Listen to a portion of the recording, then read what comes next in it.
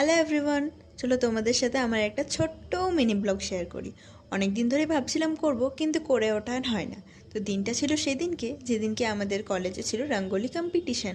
ব্যাপারটা ঠিক কম্পিটিশান না, বাট যেখানে সবাই অবাধে পার্টিসিপেট করবে কিন্তু কেউ কোনো প্রাইজ পাবে না, কিন্তু সবাই ক্রিয়েটিভিটি তো দেখাবে। এবার আমরা আমাদের ডিপার্টমেন্টের তরফ থেকে ক্রিয়েটিভিটি দেখাতে 3জন ছিলাম, আমি, সুপ্রিয়া, দিশা। যেহেতু সুপ্রিয়া নন বেঙ্গলি, সে তো রঙ্গোলিটা ওই ভালো দিতে পারবে।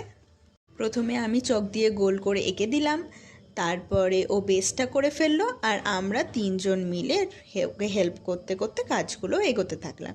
এবার আমাদের কাজটা শেষ হয়ে যাওয়ার পর এতটা সুন্দর লাগছিল যেটা বলে বোঝানো যাচ্ছিল না পুরো।